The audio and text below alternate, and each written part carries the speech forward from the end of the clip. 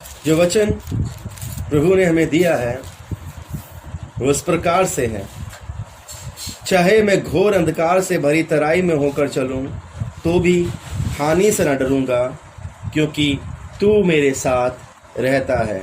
जी हाँ मेरे अजीजों, भजन संहिता 23 पर हम अध्ययन कर रहे हैं और भजन संहिता 23 पर हम अध्ययन कर रहे हैं और उसे जान रहे हैं मेरे अजीजों, और पहचान रहे हैं, और इसके द्वारा हम अपने परमेश्वर को पहचान रहे हैं। सबसे बड़ी बात, इसके द्वारा हम अपने परमेश्वर को पहचान रहे हैं मेरे अजीजों। जब हम उसकी हुजूरी में बने हुए हैं, उसका धन्यवाद कर रहे हैं, तो सच में हम उसे पहचान रहे हैं मेरे अजीजों। मैं इस समय जब इस वचन को लेकर आया हूँ तो मैं सबसे पहले अपने परमेश्वर का धन्यवाद करता हूँ कि सच में वो बड़ा ही करुणामय है, बड़ा ही प्रेमी है। सच में मैंने उसे जाना है। जब मैं उसकी हुजूरी में आता हूँ तो अपने आप ही पिघल जाता हूँ मेरे अजीजों, अपने आप ही, चाहे मैं कितना भी कठोर क्यों ना हूँ, अपने आप ही मैं पिघल जाता हूँ और मेरे घुटने अपने आप उसके सामने टिक जाते हैं।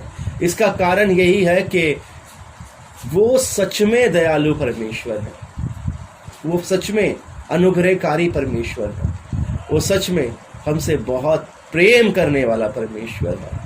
जब मैं दाऊद के जीवन को देखता हूँ मेरे अजीजों, जब मैं इस वचन को पढ़ रहा हूँ तो सच में मैं यहाँ पर जानने पाता हूँ कि वो शख्स, वो व्यक्ति इतना दुखी और इतना पीड़ा में था और इतना ज़्यादा उसके ऊपर बोझ था उस समय। हमारे पास तो कोई भी बोझ नहीं है हकीकत में, हम तो फिर भी अपने घरों में हैं, खाना, थोड़ी सी फाइनेंशियल क्राइसिस ही तो है, थोड़ी आर्थिक तंगी तो है, बस यही तो है। लेकिन हम जब दाऊद के जीवन को देखते हैं तो आर्थिक तंगी के साथ साथ मेरे अजीजों हम देखने पाते हैं कि उसके जीवन में और भी बहुत सारी उलझनें थीं, और भी बहुत सारी परेशानियां थीं। यहाँ पर अभी उसका पारिवारिक जीवन कोड नहीं किया गया कि उसके परिवार में क्या चल रहा था। जब एक राजा उसके पीछे पड़ा हुआ है और बहुत ही सामर्थ्य के साथ पड़ा है कि अपने सैनिकों को भी उसके पीछे लगा दिया है, और दाऊद उसके लिए सबसे इम्पॉर्टेंट हो गया है कि वो दाऊद को घात करे। बड़ी चालें चल रहा है, बड़ी युक्तियां निकाल रहा है, तरह तरह के युक्तियां निकाल के वो यही इसमें लगा है, इसी उधेड़ बुन में लगा हुआ है कि वो दाऊद को मार डाले। बस तब हम दाऊद के जीवन को देखते हैं। उस समय हम तो बड़ी आसानी से बोल देते हैं कि शाऊल उसके पीछे पड़ा हुआ था, वो दौड़ रहा था, भाग रहा था, गुफा में छुपा था, जंगली स्थानों में छुपा था, अंधकार में छुपा था, कहीं उसको देख ना ले। लेकिन हकीकत में हम उसके उस बोझ को नहीं देख पा रहे मेरे अजीजों, उस पीड़ा को नहीं देख पा रहे, उस कष्टों को नहीं देख पा रहे कि सिर्फ वही नहीं सह रहा था, उसके साथ उसका पूरा परिवार भी उस तमाम चीज़ों को सह रहा था। उसके बच्चे भी सह रहे होंगे और उसका परिवार भी सह रहा होगा, और हम उस पीड़ा को देख रहे हैं। उसके यहाँ तक कि राजा ने, जैसे कि हम देखते हैं, अगर यहाँ पर ही सोच लीजिए, अगर कोई व्यक्ति कुछ अपराध करके भाग जाता है तो जो पुलिस वाले होते हैं, जो यहाँ के सिपाही होते हैं, वो क्या करते हैं, वो उसके घर वालों को परेशान करते हैं, उनके माँ बाप को परेशान करते हैं, और उनको बोलते हैं कि उसको ला दो वरना तुम पर ही हम सारा दंड सौंप देंगे, और ऐसी ऐसी बहुत सारी बातें करके वो घबराते हैं।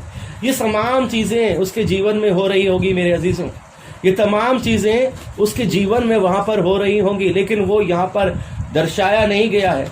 लेकिन मैं समझता हूँ कि वो जिसके ऊपर दुष्ट आत्मा आ रही थी, वो शाऊल जिसके ऊपर दुष्ट आत्मा आ रही होगी, तो वो कोई भला काम नहीं कर रहा होगा, वो बुरा ही काम कर रहा था, और इतना बुरा काम कर रहा था कि उसने प्रभु के याजकों तक को मरवा डाला था मेरे अजीजों। तो हम यहाँ पर उसकी उस पीड़ा को समझ सकें। हमारी पीड़ा तो मैं बता दूं आपको कुछ भी नहीं है, हमारी पीड़ा तो कुछ भी नहीं है। हल्के से फाइनेंशियल क्राइसिस ही आए हैं, हल्की सी बीमारी आई है, बस, उससे ज़्यादा कुछ नहीं है। लेकिन जब हम दाऊद को जीवन को देखते हैं तो ये सब चीज़ों को वो झेल रहा होगा, और उन झेलते हुए भी, उन तमाम चीज़ों को झेलते हुए भी, उन दुख और उन तकलीफ़ों को झेलते हुए भी, उन परेशानियों को झेलते हुए भी वो क्या कह रहा है क्या कह रहा है वचन? चाहे मैं घोर अंधकार से भरी हुई तराई में होकर जी, चलूं। ये विश्वास है, ये भरोसा है उसका। किस पर है? अपने सृजनहार पर है, अपने उद्धारकर्ता पर है, अपने परमेश्वर पर है, और उसी परमेश्वर पर है जो उसके संग रहा करता था। जब वो गोलियत के सामने खड़ा होता है तो कहता है कि मैं अपने परमेश्वर के नाम से आया हूं। जब वो भेड़ बकरियां चरा रहा होता है, तब जब शेर, चीते, भालू या कोई भी भेड़िए वहां पर आते हैं, तो वो कहता है कि मैं अपने परमेश्वर की सहायता से उन्हें मार गिराया करता था। बड़ा ही बलवान है दाऊद, ये मत सोचिए कि कमजोर पड़ गया है, अभी भी बड़ा बलवान है, अभी भी बड़ा सामर्थी है। क्यों? क्योंकि सामर्थ उसके अंदर हम उसके शब्दों में देख रहे हैं मेरे अजीजों। कई बार हम व्यक्ति विशेष के बाहर के स्वरूप में उसके सामर्थ को नहीं देखने पाते। कई बार हम सोचते हैं कमजोर है, लेकिन जब हम उनसे बातें करते हैं तो लगता है नहीं भाई, ये तो अद्भुत है, ये तो अद्भुत है। क्यों? क्योंकि हम बाहर के स्वरूप को देखते हैं और हम उसके अंदरूनी स्वरूप को नहीं देखने पाते। लेकिन जब हम यहाँ पर देख रहे हैं तो टूटा पिसा, बोझ से दबा हुआ, जंगल में भागता हुआ, गुफा में छुपता हुआ शाऊल को देख रहे हैं, सिर्फ ऊपरी। लेकिन हम जब उसके वचनों को पढ़ते हैं तो देखते हैं वो तो बड़ा सामर्थी है, वो तो बड़ा निडर है। उसने किसी को भी अपने साथ नहीं रखा, उसने रखा तो अपने परमेश्वर को अपने साथ रखा। इन दुखों में भी, इन पीड़ाओं में भी उसने अपने परमेश्वर को अपने साथ रखा। क्या हम अपने जीवन में अपने परमेश्वर को अपने साथ रख रहे हैं? क्या जब हम पर पीड़ा या दुख या मुसीबतें, फाइनेंशियल क्राइसिस या कुछ भी ऐसा आता है तो क्या हम भरोसे के साथ, विश्वास के साथ, बाहरी भरोसे के साथ नहीं? मेरे अज़ीज़ों, याद रखिए, ऊपरी मन से नहीं चिढ़ता है परमेश्वर। ऊपरी मन से जब हम उसकी महिमा करते हैं, ऊपरी मन से हम उस पर भरोसा रखते हैं, ऊपरी मन से मतलब दिखाने के लिए, हम परमेश्वर को भी दिखाते हैं कई बार।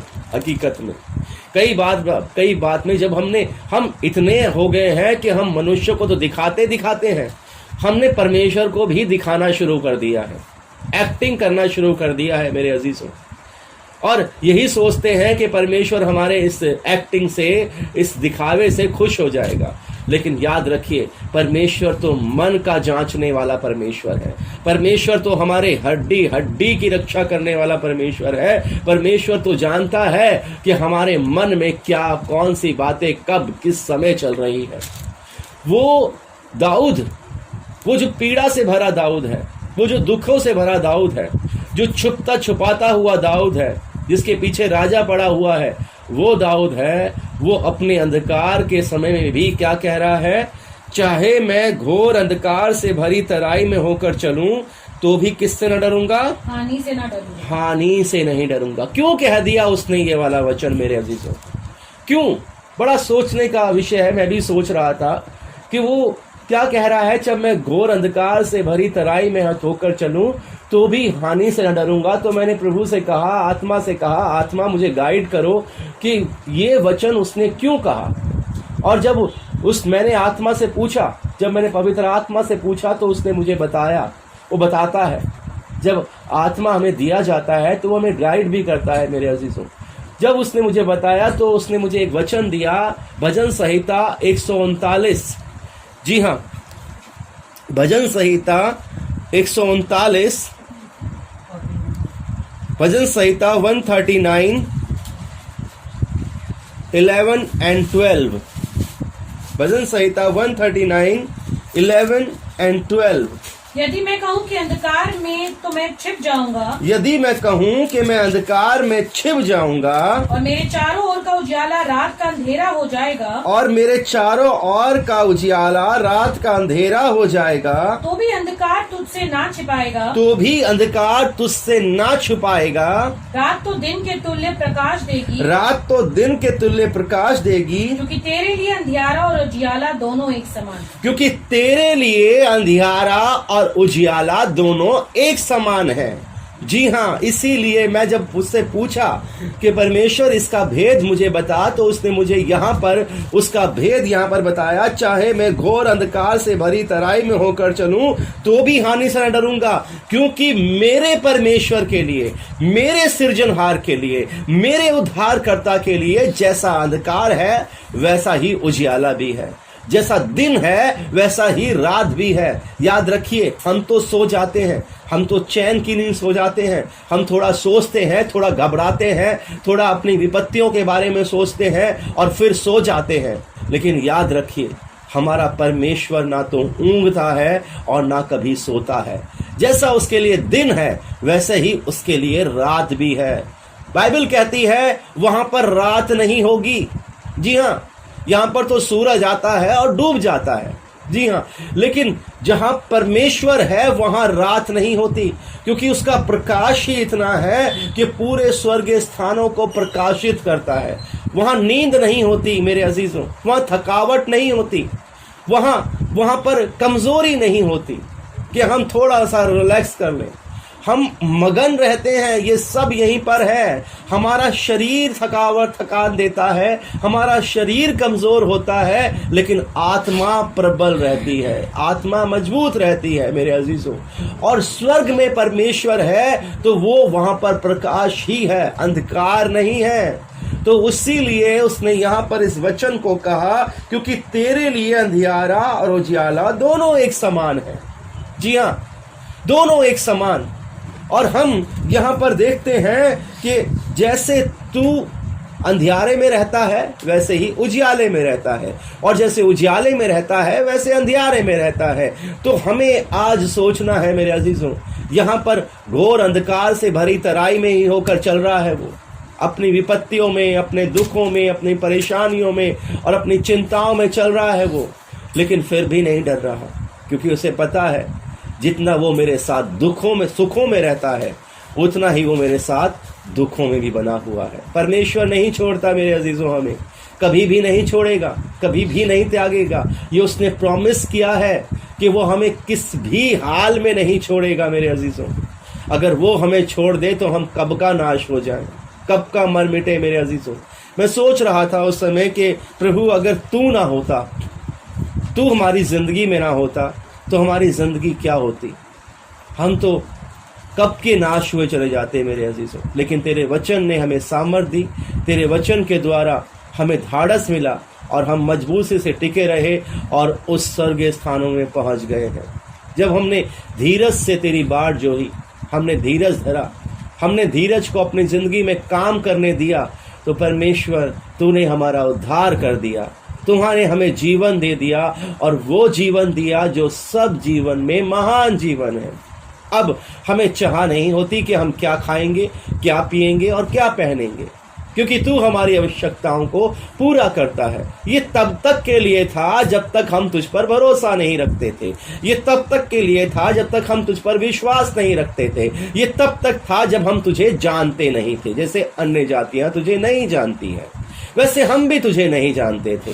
लेकिन जब हमने तुझे जाना, अगर हम अभी भी यही सोच में हैं कि हम क्या खाएंगे, क्या पिएंगे और कैसे क्या पहनेंगे, तो अभी भी हम तेरे तुल्य अन्य जाति ही ठहरे हैं। हम तेरी संतान नहीं हैं, हम तुझ पर विश्वास करने वाले नहीं ठहरे हैं, बल्कि अभी भी हम अन्य जाति, हम चाहे कितना भी कह लें कि हम मसीह के हैं, मसीह हमारा है, खुदा हमारा बाप है, लेकिन अगर हम इस 3 वर्ड की खोज में लगे हुए हैं, हम क्या खाएंगे, क्या पिएंगे और क्या पहनेंगे, तो हम अन्य जाति ही ठहरे। लेकिन जब हम तुझ में आलौलीन रहेंगे, हम यही कहते रहे, चाहे मैं घोर अंधकार से भरी तरह, ये तो कुछ भी नहीं है अंधकार, ये तो कुछ भी समय नहीं है, चाहे मैं घोर अंधकार से भरी तराई में होकर चलूं तो वहां पर भी मेरा खुदा मेरे साथ है। वो मुझे गोलियत से भी बचाएगा, वो मुझे शेर, भालू, चीते और भेड़ियों से भी बचाएगा, वो मुझे तमाम चीजों से बचाकर मेरी जिंदगी में उजियाला लेकर आएगा। जो मुझे अंधकार दिख रहा है वो उसके लिए अभी भी उजियाला है, क्योंकि जैसे उसके लिए रात है वैसे उसके लिए दिन भी है, और जैसे उसके लिए दिन है वैसे उसके लिए रात भी है। वो कहता है, तेरे सोटे और तेरी लाठी से मुझे शांति मिलती है। बाइबल में लिखा है, जिसकी ताड़ना नहीं हुई वो परमेश्वर की संतान भी नहीं है मेरे अजीजों। ये बाइबल कहती है जिसकी ताड़ना नहीं हुई वो परमेश्वर की संतान भी नहीं है। हाँ, क्योंकि बिना ताड़ना के हम परमेश्वर के राज्य में प्रवेश नहीं करने पाएंगे। उसके बेटे तक को ताड़ना सहनी पड़ी, बेशक उसने कोई गुनाह नहीं किया था, हमारी ताड़ना उस पर आ पड़ी मेरे अजीजों। और ये नियम है, याद रखिए, ये एक नियम है जो परमेश्वर ने बनाया है और हमारी ही गलतियों के कारण ये नियम हम पर आ पड़ा है। जब हमने अपराध किया, जब हमने आज्ञा का पालन नहीं किया, तब हम उस पीड़ाओं से होकर, उस ताड़ना से होकर हमें गुजरना पड़ता है। जब हम देखते हैं कि दाऊद ने भी एक छोटा सा अपराध किया था, बेशक अपराध तो बड़ा ही गंभीर था, लेकिन एक ही अपराध था मेरे अजीजों। लेकिन जब उसने उसका पश्चाताप किया, बेशक वो माफ कर दिया गया, लेकिन उसके बाद भी उसे थोड़ी सी पीड़ा से होकर गुजरना पड़ा। हाँ मेरे अजीजों, तेरे सोटे और तेरी लाठी से मुझे दर्द नहीं होगा। जी हाँ, ये वो सोटा है, ये वो लाठी है जिससे दर्द नहीं होगा, बल्कि मैं बुद्धिमान बन जाऊंगा। उसने कहा अपने बेटे की ताड़ना कर, उससे वो मरेगा नहीं। अपने बेटे को छड़ी से मार, वो मरेगा नहीं बल्कि बुद्धिमान हो जाएगा। जब हमें वो समय आता है, जब हमारी थोड़ी सी ताड़ना होती है, जब परमेश्वर थोड़ा सा सोटा हमारे ऊपर उठाता है, तो अगर हम उस समय अपनी गलतियों को नहीं सीखते हैं, हम अपनी गलतियों पर ध्यान केंद्रित नहीं करते हैं कि ऐसा क्या हुआ कि मेरा बाप मेरी ताड़ना कर रहा है, ऐसा मैंने क्या किया जिसने उसे सोटा उठा लिया है, तो हम उस गलतियों से भी सीख नहीं पाते हैं। तो यहाँ पर वो अपनी गलतियों को भी खंगाल रहा होगा, दाऊद ढूंढ रहा होगा कि मैंने कहाँ पर अविश्वास किया, मैंने कहाँ पर गलती की, मैंने कहाँ पर ऐसा काम किया जिससे परमेश्वर को सोटा और लाठी उठानी पड़ी। इसलिए वो कहता है तेरे सोटे और तेरे लाठी से मुझे अशांति नहीं मिलती, मैं कुड़कुड़ाता नहीं हूँ, मैं बेचैन नहीं होता, बल्कि मुझे शांति मिलती है कि मेरा परमेश्वर मेरी ताड़ना कर रहा है, मुझे मजबूत कर रहा है। जी हाँ, पहले हम उन मुश्किलों में होकर घबराया जाया करते थे, छोटी छोटी मुश्किलें हमें घबरा देती थी, लेकिन अब कैसी भी मुश्किलें आती हैं हम कहते हैं हमारा परमेश्वर हमारे साथ है, वो हमारी सहायता करेगा। चाहे मैं घोर अंधकार से भरी तराई में होकर चलूं तो मेरा परमेश्वर भी वहां पर मेरे साथ है। वो हमेशा हमारे साथ हर परिस्थिति में बना हुआ है मेरे अजीजों, हर दुख में, हर कलेश में, हर परेशानियों में। बस उसे ढूंढना है, बस उसे ढूंढना है कि वो कहाँ पर है। जैसे ही वो हमें मिल जाएगा, हम आनंद के साथ बोलने पाएंगे तेरे सोटे और तेरी लाठी से हमें शांति मिलती है। अब हम कई बार सोचते हैं मेरे अजीजों कि मेरे सताने वाले कितने बढ़ गए हैं। कई बार हमारा ध्यान भी वहां पर ही केंद्रित होता है कि मेरे सताने वाले कितने बढ़ गए हैं। मैं एक वचन को पढ़ रहा था, उससे पहले जाऊं इस पर, मैं एक वचन को पढ़ रहा था, निकाल लीजिए, कुलुसियों 3 अध्याय उसका 2 वचन। पृथ्वी पर की नहीं परंतु स्वर्गीय वस्तुओं पर ध्यान लगाओ। ध्यान से सुनिए, ये वचन जब मैं पढ़ रहा था तो मेरा ध्यान केंद्रित हुआ इस वचन की ओर, और मैं इस वचन को यहाँ पर आपके सामने लेकर आया हूँ। क्या कहता है वचन? पृथ्वी पर की नहीं, कहाँ की वस्तुओं पर ध्यान लगाना है? परंतु स्वर्गीय वस्तुओं पर ध्यान लगाओ। जी हाँ, हमें, अगर हम अपने आप को सच में परमेश्वर के करीब लेकर आए हैं, याद रखिए, अब हम पहले संसार के करीब थे, संसार की चीजों पर ध्यान लगाते थे, लेकिन जब हमने अपना उद्धारकर्ता, अपना परमेश्वर, अपना सब कुछ अपने पिता को मान लिया है, अब हम स्वर्गीय राज्यों में प्रवेश कर रहे हैं। याद रखिए, तो हमें अब पृथ्वी की वस्तुओं पर ध्यान नहीं लगाना है, बल्कि कहाँ ध्यान लगाना है? स्वर्गीय वस्तुओं पर ध्यान लगाना है। क्यों? क्योंकि बाइबल कहती है, यीशु मसीह कहता है, जैसे मेरा बहुत प्रिय है, मैं बार बार इसको रिपीट भी करता हूँ और इस वचन से मैंने बहुत कुछ सीखा भी है। उसने कहा पहले स्वर्ग के राज्य की खोज करो तो ये वस्तुएं तुम्हें अपने आप मिल जाएंगी। वो कहता है अब हमें पृथ्वी की वस्तुओं पर ध्यान नहीं लगाना है। जब मैं दाऊद के जीवन को देखता हूं तो अपने परमेश्वर की बड़ाई कर रहा था, अपने परमेश्वर की महिमा कर रहा था। वो बद से बदतर परिस्थिति में था मेरे अजीजों, बहुत बुरी परिस्थिति में था और जंगल में भाग रहा था, राजा उसके पीछे पड़ा था, और उसके बावजूद भी मैं आपको बता दूं, वो उस परिस्थिति में भी अपने परमेश्वर से जुड़ा हुआ था। क्या हम जुड़े रहते हैं अपने परमेश्वर से? क्या हम परमेश्वर के उस कामों पर ध्यान करते हैं?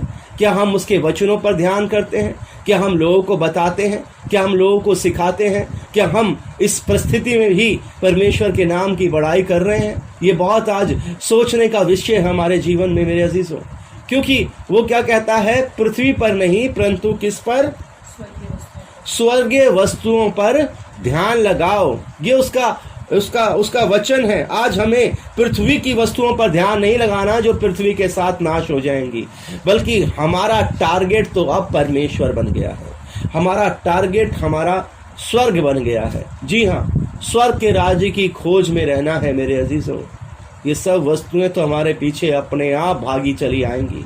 हमारा ध्यान जब तक उन तमाम चीजों पर केंद्रित रहेगा। मैं रात को बहुत बातें करता हूँ परमेश्वर से और लगातार उससे बातें करता रहता हूँ, उससे बोलता रहता हूँ, परमेश्वर मुझे बता ये सब चीज़ें क्यों हो रही हैं। तो मुझसे बातें करता है वो, इसलिए तो मैं थोड़ा मजबूत हो गया हूँ और अपने आप को बड़ा गंभीर बना लिया है, क्योंकि मुझे पता है ये सब कुछ तो चलना है, लेकिन हमने जो अपनाना है वो परमेश्वर को अपनाना है मेरे अजीज़ों। हमने जो अपने जीवन में लेना है वो परमेश्वर को लेना है, उसको ऐसे ही हल्के में नहीं लेना है। परमेश्वर को याद रखिए, परमेश्वर तो स्वर्ग में विराजमान है मेरे अजीजों, और पृथ्वी तो उसने मनुष्य को दी है। वो कहता है तू मेरे सताने वालों के सामने मेरे लिए क्या बिछाता है? मेज बिछाता है। जी हाँ, तू मेरे सताने वालों के सामने मेरे लिए मेज बिछा रहा है। याद रखिए, इस मेज पर प्रभु यीशु मसीह विराजमान है अपने चेलों के साथ, और उस फसे को मना रहे हैं मेरे अजीजों, उस आनंद को मना रहे हैं। ये वो मेज है जिस मेज पर हम देखते हैं परमेश्वर की तमाम चीजें रखी हैं। यहाँ पर अनुग्रह भी है, यहाँ पर शांति भी है, यहाँ पर प्रेम भी है, यहाँ पर विश्वास भी है, यहाँ पर उद्धार भी है, यहाँ पर करुणा भी है, और उसके चारों ओर कौन बैठे हैं? यीशु मसीह और उसके चेले बैठे हैं मेरे अजीजों। जी हाँ, ये वो भोज है, ये वो भोज है जो प्रभु यीशु मसीह हमें देना चाहते हैं, हमें वो इनवाइट करना चाहते हैं। जी हाँ, हमारे सताने वालों के सामने उसने वो मेज बिछा दी है मेरे अजीजों, हमारे लिए मेज बिछा दी है मेरे अजीजों, ताकि वो लज्जित हों। जी हाँ, वो लज्जित हों, क्योंकि हमारे साथ हमारा परमेश्वर रहता है। वो कहता है तूने मेरे सिर पर क्या मला है? तेल मिला है। जी हाँ, तूने मुझे पवित्र आत्मा दिया है, तूने मेरे सर पर तेल मला है, और मेरा कटोरा क्या हो रहा है? ये जो हम बातें यहाँ पर देख रहे हैं ना अभी परमेश्वर की, ये वो कटोरे में भरी हुई बातें हैं। ये वो विश्वास है जो उमड़ रहा है, ये वो जो अनुग्रह है वो उमड़ रहा है मेरे अजीजों। वो उसका प्रेम, उसकी शांति और उसका अनुग्रह जो उसके जीवन में परमेश्वर ने दिया है, वो उमड़ कर जब बाहर आया तो भजन संहिता लिख दिया गया मेरे अजीजों। जब उमड़ के बाहर आया तो उसका वचन लिख दिया गया मेरे अजीजों, और ये वचन हमारी जिंदगी के अंदर बहुत आयत से काम करता है मेरे अजीजों। और जब उसका कटोरा उमड़ रहा था तो ये वचन उस समय वहां पर लिखे जा रहे थे मेरे अजीजों। ये बहुत अद्भुत बातें हैं मेरे अजीजों, जो परमेश्वर हमें सिखाना चाहता है, हमें बताना चाहता है, और हमें अपनी महिमा के लिए इस्तेमाल करना चाहता है। हम इन शब्दों को समझें अपनी जिंदगी के अंदर। ये शब्द हमारे लिए हैं हकीकत में। ये जो भजन संहिता के अंदर परमेश्वर ने बहुत साल पहले दाऊद के द्वारा लिखवा दिए गए, जो उसके अंदर भरा था, उस कटोरे के अंदर भरा था। एक कटोरा वो था जो यीशु मसीह के पास था, और यीशु मसीह कहता है कि अगर तू चाहे तो ये कटोरा टल जाए, लेकिन तेरी मर्जी इसमें पूरी हो मेरे पिता। जी हाँ, एक कटोरा वो था जिसके अंदर हम देखते हैं वो तमाम चीजें भरी थी जिसे उसे पीना था। और एक कटोरा ये है जो परमेश्वर ने दाऊद को दिया है। उसका कटोरा उमड़ रहा है, उसका आनंद उमड़ रहा है, उसका विश्वास उमड़ रहा है, उसका अनुग्रह उमड़ रहा है, और जो परमेश्वर ने उसे शांति दी है वो शांति उमड़ रही है मेरे अजीजों। और विश्वास के साथ वो अपने परमेश्वर की महिमा कर रहा है मेरे अजीजों। वो क्या कहता है? निश्चय भलाई करुणा जीवन भर मेरे साथ बनी रहेगी। ये फिर वो भविष्य की बातें कर रहा है। वो दुखों में है, वो कलेशों में है, वो पीड़ा में है, राजा उसके पीछे पड़ा है। यहाँ पर तो उसे दुख मनाना चाहिए, यहाँ पर तो वो प्रभु के पास रगड़ रगड़ के प्रार्थना कीजिए, मुझे बचा ले, मुझे छुड़ा ले, इस आर्थिक तंगी से बचा ले, ये मैं जंगल में पड़ा हूँ यहाँ से छुड़ा ले, राजा मेरे पीछे पड़ा है, इसे मुझे निकाले। जैसे कि हमारी प्रार्थनाएं होती हैं, मेरे माँ बाप को ठीक कर, मेरे भाइयों को ठीक कर, मेरे घर में ये लेकर आ। हमारी प्रार्थनाएं संसार। वो कहता है पृथ्वी की वस्तुओं पर नहीं, बल्कि कहां पर वस्तुओं पर मन लगाओ? स्वर्गीय वस्तुओं पर मन लगाओ। और यहां पर हम जब दाऊद के जीवन को देखते हैं तो उसका ध्यान पृथ्वी की वस्तुओं पर नहीं है, स्वर्गीय वस्तुओं पर है। मेरा कटोरा उमड़ रहा है, मेरे सर पर तेल मला गया है, तेरे सोटे और तेरे लाठी से मुझे शांति मिलती है। चाहे मैं घोर अंधकार से भरी तराई में होकर चलूं तो मेरे साथ रहता है। निश्चय भलाई करुणा जीवन भर मेरे साथ बनी रहेगी, और मैं यहोवा के धाम में सर्वदा वास करूंगा। ये उसका भरोसा है मेरे अजीजों, ये उसका विश्वास है। आज हमारा भरोसा कहाँ है? आज हमारा विश्वास कहाँ है? आज हम कहाँ पर स्टैंड कर रहे हैं मेरे अजीजों? आज हम कहाँ पर रह रहे हैं मेरे अजीजों? ये हमें जानने की जरूरत है। आज परमेश्वर इस वचन के द्वारा, दाऊद के दिए हुए वचन के द्वारा, उसका एक्सपीरियंस आज हमसे वो शेयर कर रहा है। जी हाँ, ये दाऊद का एक्सपीरियंस है जो हमसे शेयर किया जा रहा है। यहाँ पर वो पीड़ाओं में था, दुखों में था, परेशानियों में था, और आर्थिक तंगी भी होगी। जब वो राजा से भाग रहा है तो सब चीजें उसके लिए बंद भी कर दी गई होगी। पता नहीं कहां से अरेंज कर रहे होंगे वो खाने पीने का मेरे अजीजों। उसके बावजूद भी उसका ध्यान वहां पर नहीं है, बल्कि उसका ध्यान कहां पर है? अपने परमेश्वर पर टिका हुआ है। उसका भरोसा कहां पर है? हमने जितने भी इससे पहले वचन पढ़े मेरे अजीजों, वो सब वचन उसी की बातें कर रहे थे। उसके मुंह से परमेश्वर ही की बातें कर रहे थे। एक अंतिम वचन पढ़ के समाप्त कराऊंगा। फिलेमोन निकाल लीजिए, नए नियम में से फिलेमोन उसका पहला अध्याय और उसका 15वां वचन क्या कहता है? जी हां, फिलेमोन पहला अध्याय और उसका 15वां वचन।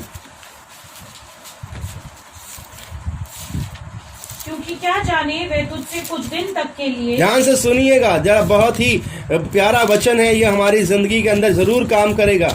क्या कहता है? क्या जाने वह तुझसे कुछ दिन तक के लिए इसी कारण अलग हुआ। कुछ दिन तक के लिए वो तुझसे इसलिए अलग हुआ कि सदैव तेरे निकट रहे। कि सदैव तेरे निकट रहे। कई बार हमें लगता है परमेश्वर ने हमें छोड़ दिया, कई बार लगता है परमेश्वर हमारे पास से चला गया, कई बार लगता है परमेश्वर हमारे पास नहीं है, लेकिन उसका वचन हमारे पास आज भी है जो हमें धाड़स देता है, हमारे संग रहता है और हमारी सहायता करता है।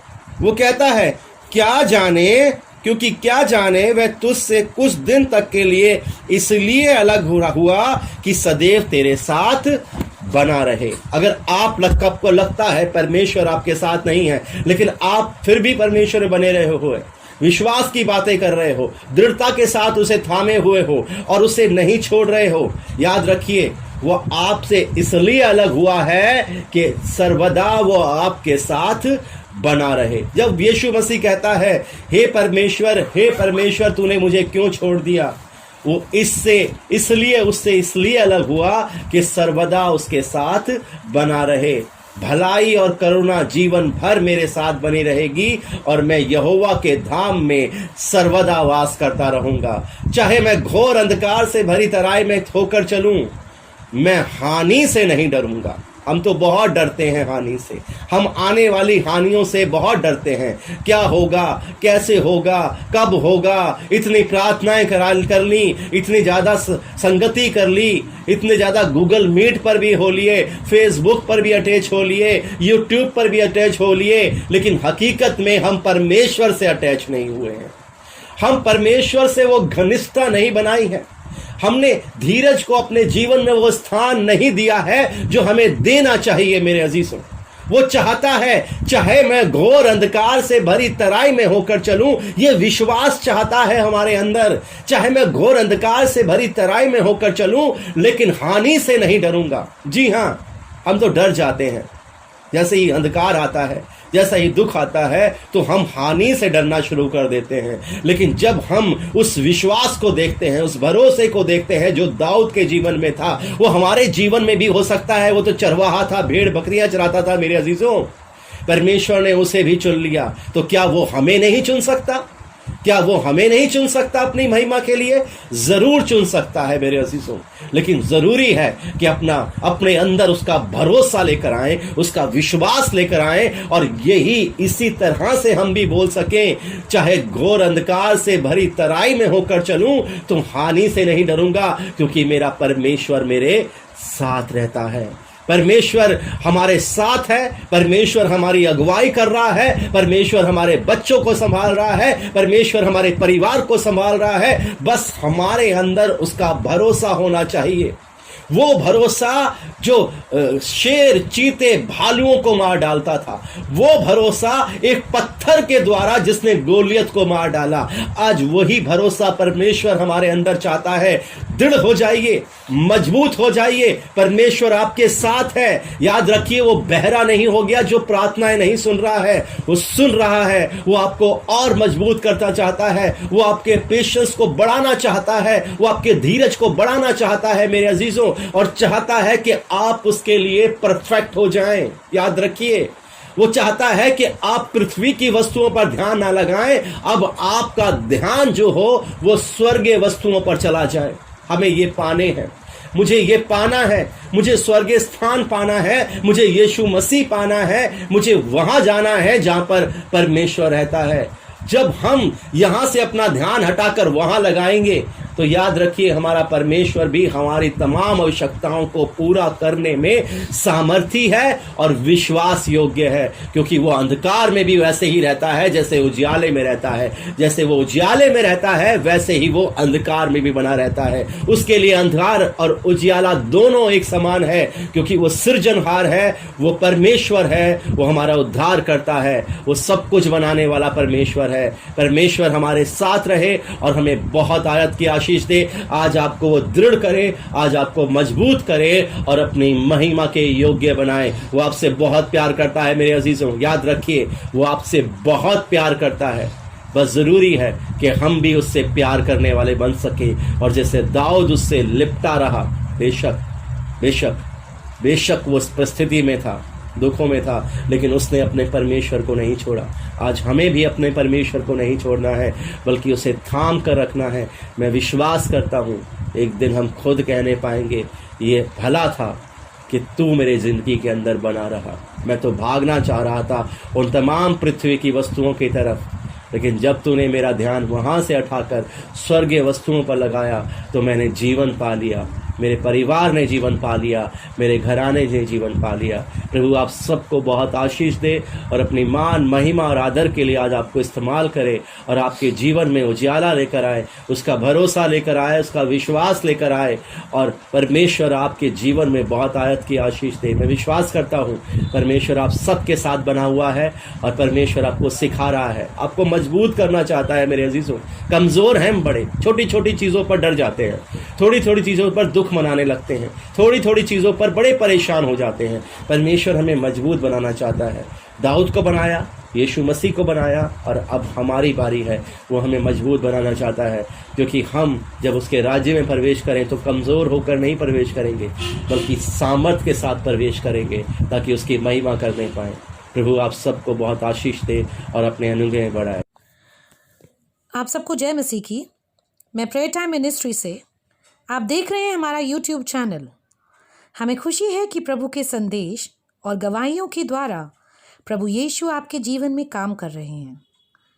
अगर आपने हमारे चैनल को सब्सक्राइब नहीं किया है, तो सब्सक्राइब के लिए रेड बटन को दबाकर चैनल को सब्सक्राइब करें और बेल को दबाएं। इससे आप हमारे किसी भी वीडियो से वंचित नहीं होंगे और आने वाला वीडियो जब भी आएगा आपको पता चल जाएगा। तो अभी कीजिए और प्रभु में बढ़ते जाइए। सबको जय मसीह की।